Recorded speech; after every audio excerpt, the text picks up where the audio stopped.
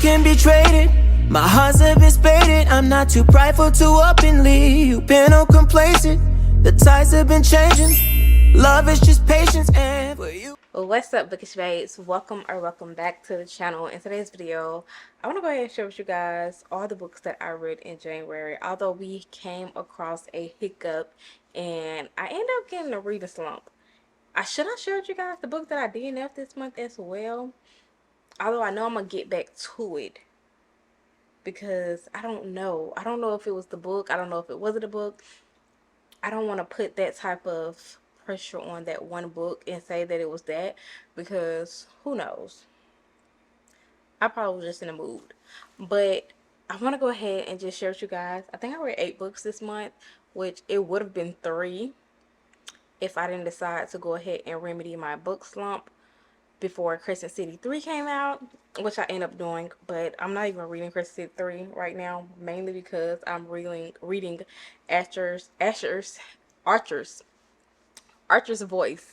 I'm reading Archer's Voice right now, and I absolutely am obsessed with the cover of this book. Like, this is so cute. I got the special edition cover of it because this is my very first time reading it, and I feel like I'm going to enjoy it. So let's stop rambling and get right on into the books that I read this month. Let me pull up my notions because I track it on my Goodreads, but I also keep track of it on my notions as well, just so if I forget to put it in Goodreads, I have it on Notion for the end of the year reading wrap up.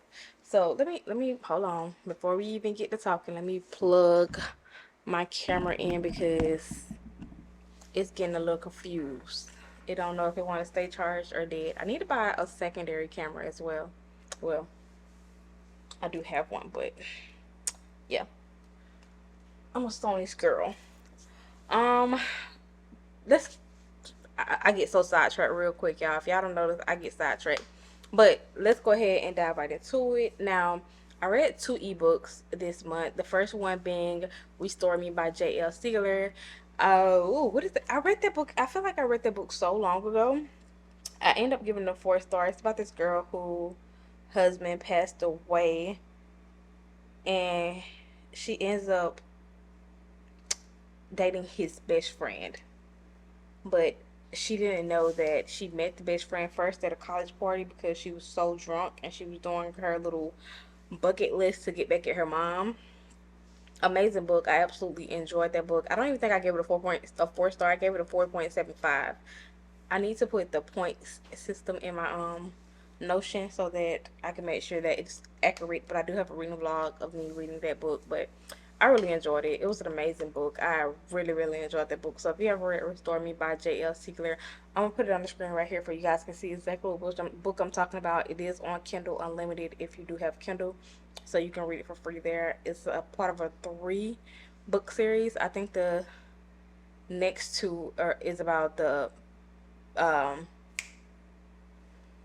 deceased fiance's sister and her little boo thing. So I think that's what it's about. Now, the next book I read was a reread of Crescent City, House of Earth and Blood. I decided to go ahead and do a reread of the book 1 and 2 before book 3 came out, which we have right here, which is so freaking gorgeous. Like, I feel like I need the hardcover of the first book as well because the end pages of this book are so freaking cute.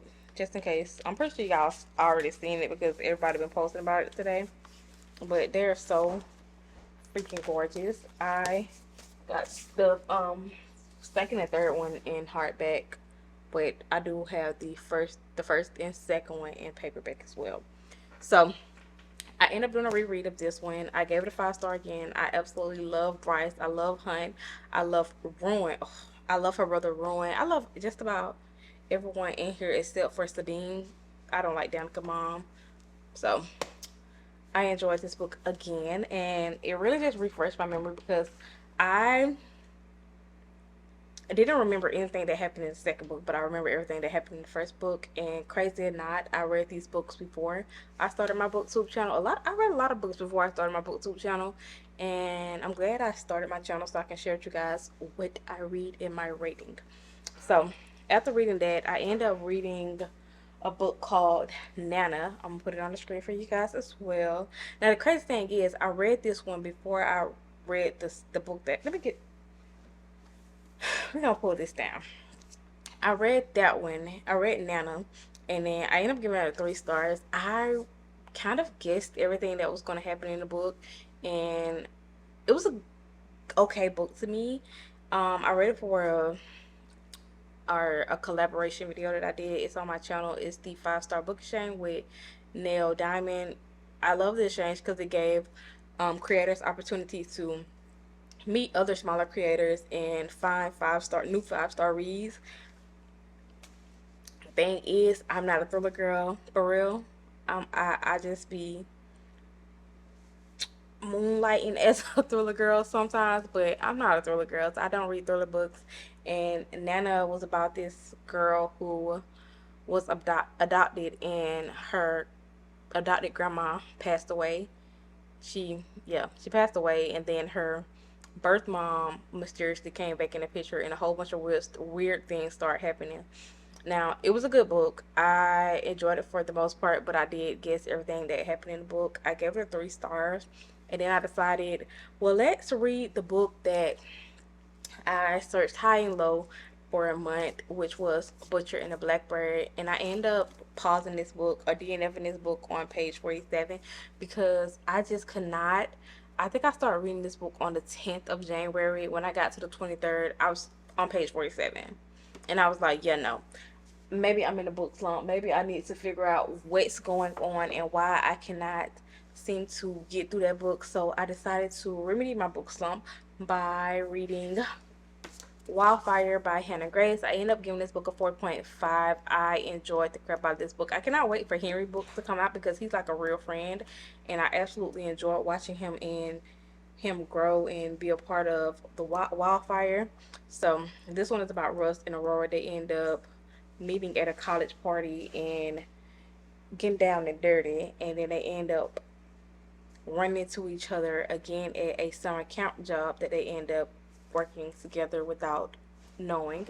And I really enjoy watching them grow and open up with people, especially Russ, because they both were having family issues, most like more so with their fathers. They was having like daddy issues, and Aurora daddy is trash, and I'm gonna stand on that 10 toes down. He's trash, and I'm so glad that she ended up standing up to him for herself, because the way that he treat her and her sister, like they was only worthy enough to be around him if paparazzi was involved. That was so trash to me, so crazy to me, because he owned it, like he owned or he co-owned or owned a F1 racing team, and I just couldn't get with that. Like, you end up, I don't even know if he ended up cheating on her mom or they just end up separating, but when he left the mom, he left his daughters behind, and I just could not see myself being with the man who have kids before we start dating, and he's not taking care of those kids, but he's playing daddy to my kid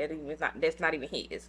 I just I couldn't get down with that. But I ended up giving this book a 4.5 stars. I enjoyed this book, just like Icebreaker. If you didn't know, this is the second book into the Maple Hill series. Icebreaker being the first one by Hannah Grace. I absolutely love both books, and I'm super excited that I end up reading that. And in the same video of me remedying my book slump, I finally read Checkmate by Ellie Hazelwood. I gave this book a 4.5 stars as well. It's basically about Mallory Greenleaf, who ends up stopping playing chess for her own personal reasons because she blamed herself for something her dad did, and she ends up playing in this what is it? How this fundraiser? Yeah, I think it's like a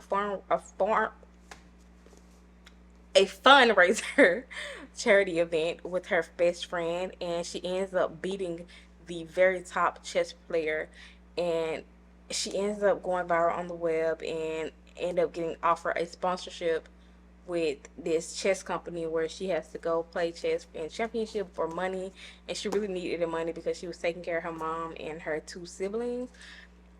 I love this book. I enjoyed this book. I don't know nothing about chess, but it's not like, it tells you about chess, but not in that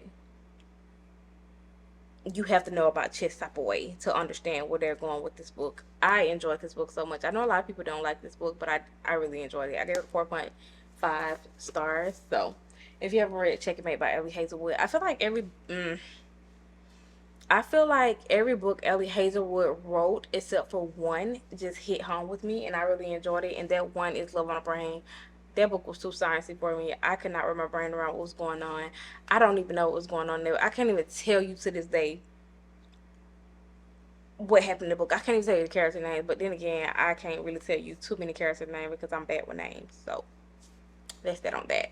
Then I decided to reread Powerless by Lauren Roberts. This is about Peyton, and she ends up saving the Crown Prince enforcer. My lips are so dry, y'all, but he's an enforcer. He's a prince too, but he's the enforcer to his brother, who is the Crown Prince or whatever. And he ends up going into the slums to to unalive a ordinary, which is basically like a regular human being, because they feel like the ordinaries are causing illness and harm to the elites. So Peyton ended up saving him from attack, and she ended up getting voted into doing this trial, where I think, what is it called, the purging trial. I think this is called the plague. No, what are the trials called? I don't even remember what the trial's called. Yeah, the purging trial. She ended up getting selected to be a part of the purging trials, but Peyton is an ordinary, and they don't know. They think she's a psychic. The banter between her and Kai, the romance, like, I just absolutely ate this book up. I had to reread it again because I enjoyed it so much the first time that I just had to read it the second time. I need to get the hardcover. I want to get the hardcover. I don't need to. I want to get it because the hardcover, I think the hardcover, you have like this sword on the hardcover, and I don't know. I just want it. Don't make me justify my purchases.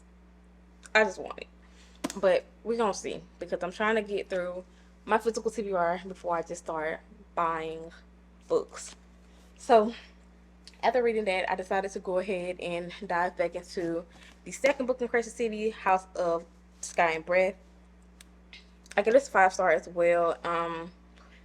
Like I said, I love Bryce. I love Hunt. I love his friendship with, what is that guy name? Micah.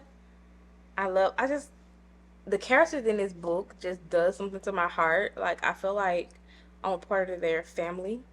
But I really enjoyed this book so much. I gave it 5 stars. I can't wait to dive into the third book in this one. As soon as I finish reading Archer's Voice, I'm diving straight into it. I just don't want to skip over videos just to dive into another video when I'm not even finished the video that I'm filming. But I gave it a 5-star again. The ending, y'all. When I tell you I cannot remember anything that happened in this book when I went back to reread it, so it was like I was reading it again for the first time, which is crazy. But I remember some parts, but not a chunk of it. So I guess like when I was rereading it, I was like, oh, I remember that, but to the extent of me recapping what happened in the book, I couldn't do that. But yeah, I gave it 5 stars, finished reading that, and then I decided to start reading OG Book Talk books for a week, and I read 1,000 Boy Kisses, y'all. I am not okay. I am not okay. I finished this book today, and I am not okay. I cried the first chapter of this book. You will see that video. I don't know when you're going to see it, but you're going to see it. The first chapter of this book had me so triggered. I don't even want to even bring up what it was about because I know I'm going to start crying again.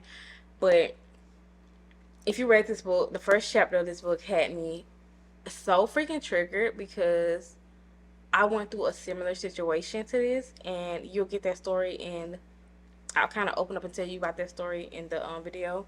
But the way I immediately read that chapter and had to put it on pause because I was crying so hard about it, and I was just like, I felt like I wasn't gonna be able to complete this book because of that moment. And I was like, yeah, that did something to me, that triggered me too bad for me to continue to read it. But I ended up finishing it, and y'all, I am not okay. Although the ending, I'm like, what the heck happened to like what? I didn't understand the ending. Like, if you understand the ending, please explain to me what happened. Like, how did we end up there? Like, how did we end up where we ended up? If you read this book, like, I just need to know, because I was just like, what happened to him? Like, what? But I gave this book a 4.5 stars. I enjoyed it, although I'm not okay. I enjoyed it for the most part. But those are all the books that I read in January. Hopefully next month we have a better reading. I don't think we did too bad, because out of the 3 books that I read at the beginning of the month, from the 23rd till the 30th, I read the rest of the books. So I think I did pretty well this month. So yeah. But I'm going to go ahead and end today's video right here. I hope you guys enjoyed today's video. Comment down below and let me know if your books that you read in January, and give me some of your 5-star read recommendation down in the comments, so I can add to my ever-growing TBR that we're trying to shrink this year. Hold me to it. So yeah, I'm gonna go ahead and end today's video, and I'll see you guys in my next video. Peace. I'm calling bullshit.